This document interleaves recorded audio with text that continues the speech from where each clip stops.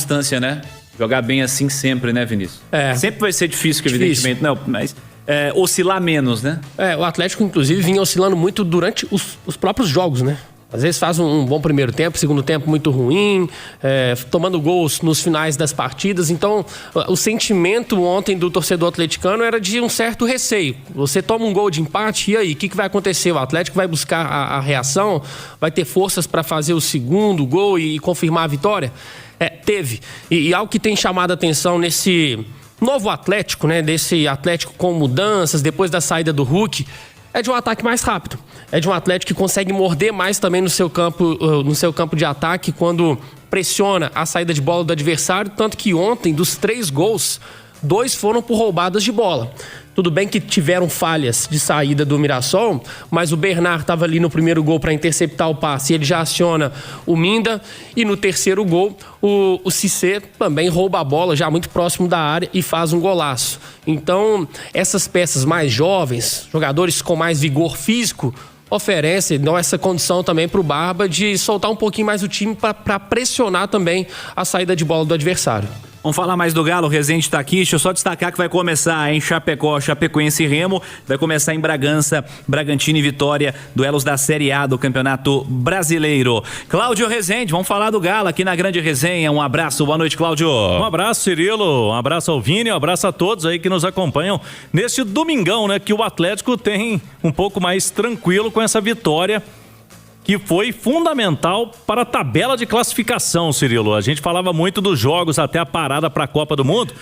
Nenhum time está querendo ficar na zona do rebaixamento, porque aí é 50 dias numa situação delicada, né? Porque ficar aí essa parada na zona de rebaixamento é muito ruim.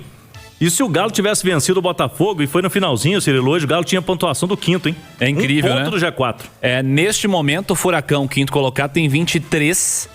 O Atlético tem 21, pra você ter uma ideia. O Furacão ainda vai jogar e tal. Mas você pega ali quem já jogou na rodada, que é o São Paulo, né? 24 pontos, cara. Exatamente. O Galo teria mais 2 aí se tivesse vencido o Botafogo. Hoje tem 21. Tá na primeira página da tabela, já melhorou bastante, até porque tá tudo embolado. E agora, Cirilo, o Atlético tem um bom desempenho como mandante, né? No Campeonato Brasileiro, eu acabei de verificar aqui, o Atlético como mandante nos jogos só na Arena MRV, né? Como mandante, o Galo tem a 7ª melhor campanha, com 15 pontos em 8 jogos. São 4 vitórias, 3 empates, apenas a derrota para o Flamengo. Foi uma derrota dura, mas foi apenas essa derrota no Brasileirão. Agora, como visitante, o Galo tem 6 pontos em 8 jogos, 2 vitórias. Conta o jogo no Mineirão com o Cruzeiro, Cirilo? Porque se for fora de casa mesmo, é uma só, né? Pra estatística conta, né? Pra estatística conta. Exatamente.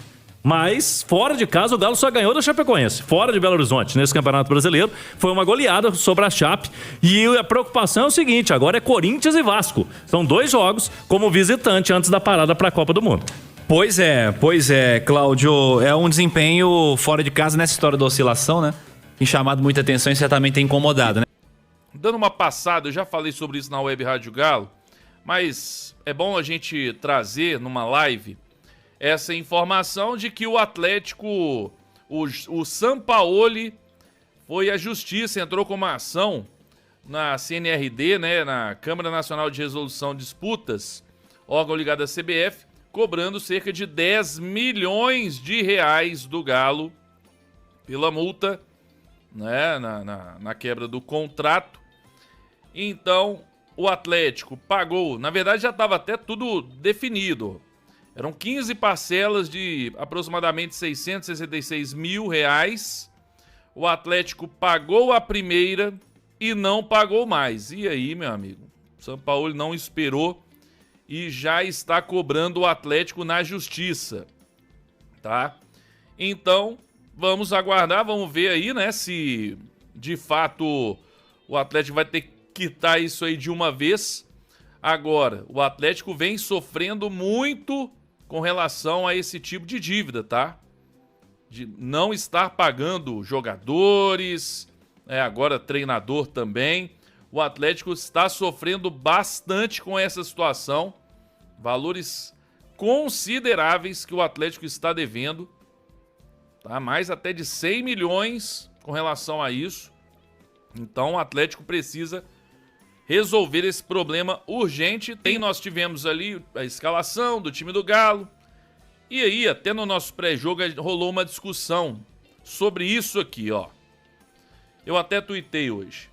O banco de reservas do Atlético é uma tristeza. É impressionante como pioraram o elenco ano após ano. Não tem um jogador que a torcida gritaria o nome no segundo tempo para entrar na partida. Um sequer. O banco do Galo ontem.